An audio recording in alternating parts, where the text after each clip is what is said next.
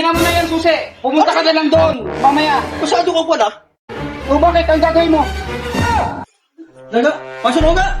Napasok ka. Pasok ako. Oo. Alam mo naman, pasok naman. Sulit na nga ako. Yung bago nito na ba? Andiyan na lahat. Oo. Kompleto na yan. Pasok na ako. Magtipid-tipid tayo ngayon kasi motor ata 3 buwan na walang hulog yan. Oh, tuwala si susi.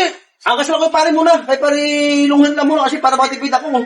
Eh magkano balikan yan? 200 din. Eh kung ikurat 1 buwan, 3 months walang hulog yan. Hindi, dito lang itong susi. Itago mo susi kasi palitawag sa akin ng kasa. Ha? Sige, sige. O sige, alis ako. Sige, babay. Oh. Sige na, ha? Tapang mo motor. Ulan. Sige na. Hindi man maulanan yan. May bubong naman eh. Tagal-tagal nagbabae doon ni Rudy ah. Oh, nandito yung motor ah. Diba? Laspag na tong motor ah. 3 months pa lang tong nakukuha ah. Ay, tao po! Tao po, ate! Ano po yun? Ay, andyan mo ba si Rudy? Ay, pumasok po. Ah, Bakit? kukunin ko na ako kasi yung motor. 3 months nang hindi nakakahulog eh. Eh, baka pwede pa usapan naman po yan. Kasi 3 months pa lang naman eh. Pinag-iipunan nga namin yan eh. Ate, ilang beses na ako pabalik-balik dito. Wala si Rudy. Wala rin yung motor. Eh ngayon, may tempo ako yung motor. Kunin ko na yung susi, ate. Hindi pa pwede pa usapan na po yan, sir? Ate, sa opisina na lang. Eh, sabi ng office sa akin, kailangan ko daw madala yung motor ngayon eh. Ate, susi. Tama-tama ka naman po pumasok eh. Oh, ito po. Yeah, ate. Eh, Ang sa... kukunin niyo po? Oo, sa opisina na lang ako kayo makipag-usap. Eh, kailangan madala ko to ah. Yeah, ate. Sabi pa naman niya na, ano eh, hindi ko daw ibibigay yung susi eh. Ate, kailangan na talaga ito makuha eh. Ay! Ay! Ano yan?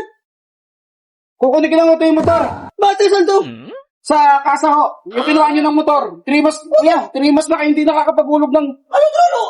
Ba't ko yung motor natin? Anong lima nito? Kuya, 3 months na kayo hindi nakakapaghulog ng motor eh.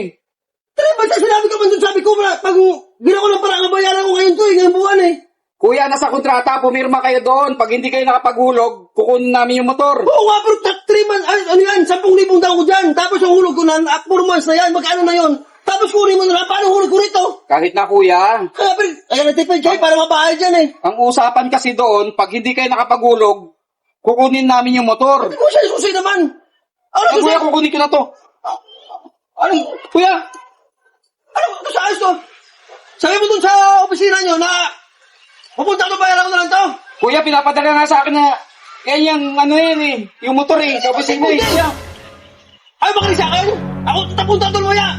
Mag-report ako doon. Tingnan mo na yan, susi. Pumunta ka na lang doon, mamaya. Masyado ka pala.